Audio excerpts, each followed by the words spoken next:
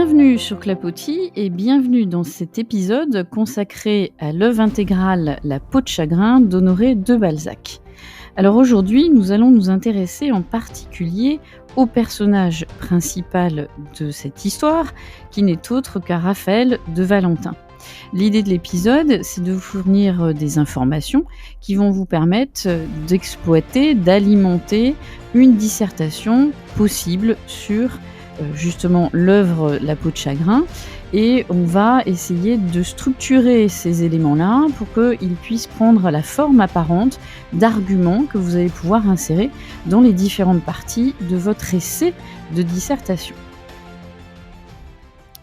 Que dire de Raphaël de Valentin ? Eh bien, il y a plein de choses à dire et on va essayer de structurer justement nos idées à travers 3 grands points principaux.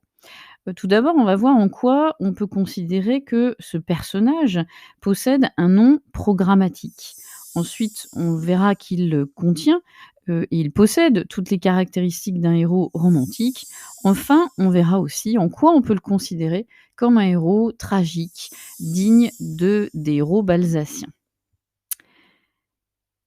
Un personnage au nom programmatique. Alors, si on réfléchit bien, Balzac nous plonge in medias res, c'est-à-dire en plein milieu de l'histoire, donc au début du roman, dans le Paris contemporain, à côté d'un jeune homme qui, pour l'heure, est anonyme, c'est-à-dire qu'on ne sait pas son prénom, son nom.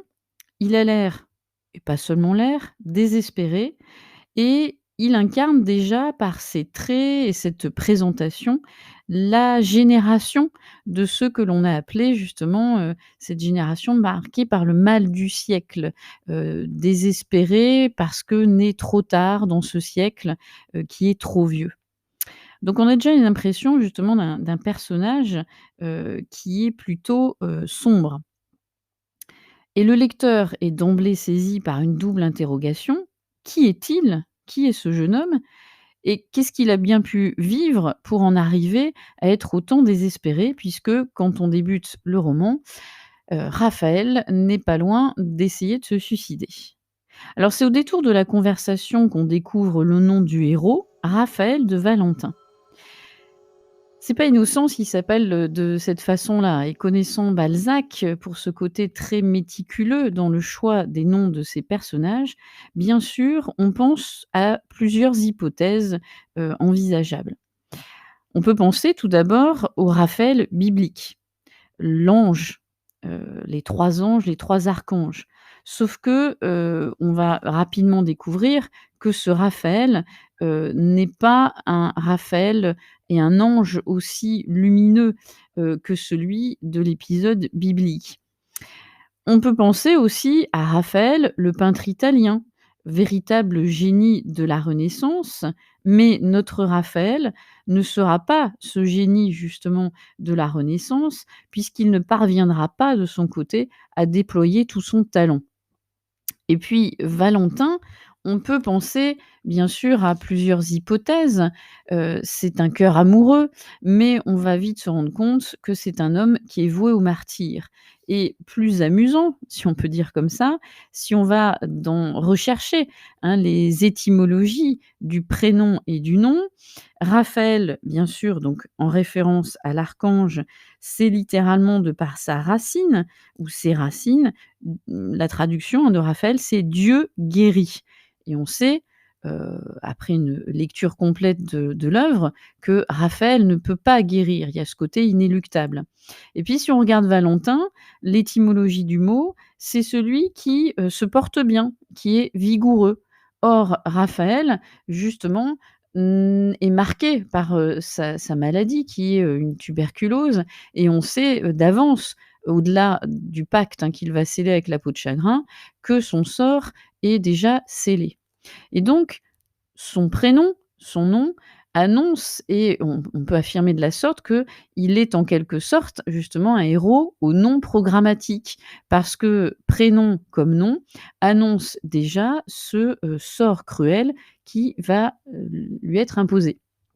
Donc on voit bien que là, d'emblée, Balzac joue avec le nom de son personnage, comme il le fait bien souvent dans ses romans. Donc un héros au nom programmatique, par une, relecture, hein, on se rend compte que tous ces mots ne sont pas, mis au hasard. On peut aussi considérer que Raphaël est un héros romantique. On l'a plus ou moins dit tout à l'heure, il est d'emblée présenté comme un jeune personnage, désespéré et effectivement, il est présenté comme un, personnage qui va incarner cette génération marquée par, sa mélancolie. Il est typiquement héros romantique parce que justement, il est, mélancolique. 1 chose, qui va marquer, sceller son destin, il perd très tôt sa mère et sa jeunesse est marquée par la solitude et surtout le despotisme de son père qui lui impose, des études de droit et qui n'a pas du tout la même conception, de vie que lui. Il y a déjà un antagonisme entre le père et le fils et ça, c'est typiquement, romantique. On va retrouver ça aussi, par exemple, dans Le Rouge et le Noir où le héros principal, le héros de l'histoire, s'oppose d'emblée à son père. Il est romantique parce qu'il est aussi rêveur, tendre, il est, constamment déchiré entre ses aspirations et puis finalement son incapacité à y accéder. Pourquoi? Parce qu'aussi, une donnée fondamentale, il est pauvre. D'ailleurs, c'est ce qui va l'amener à, se vendre à la peau de chagrin en quelque sorte. Ça aussi, c'est une des données qu'on peut retrouver chez les héros romantiques. Il part de rien ou alors il perd une fortune, il est, déshérité. Et ici, on a justement un Raphaël qui est endetté, qui est aussi, romantique parce qu'il est déçu par l'amour. Il est marqué par, sa désillusion qui d'ailleurs, au début du roman, le pousse à penser au suicide, avant bien sûr de vendre son âme au diable en se livrant à la débauche et puis en faisant l'acquisition de la peau. Donc il a tous ces éléments aussi, typiques, du héros romantique, à savoir donc ce désespoir qui le marque. Et puis en même temps, on pourrait, dire qu'il est, typique des héros du 19e siècle parce qu'il a ce parcours qui le caractérise, en passant de la pauvreté à la richesse. Dans les 2 premières parties du roman, il lutte contre la pauvreté. Mais à la fin du banquet chez Taillefer, le banquier, il apprend, hein, donc il hérite du titre de marquis, d'une fortune considérable et dans la 3e partie, il habite dans une demeure très luxueuse.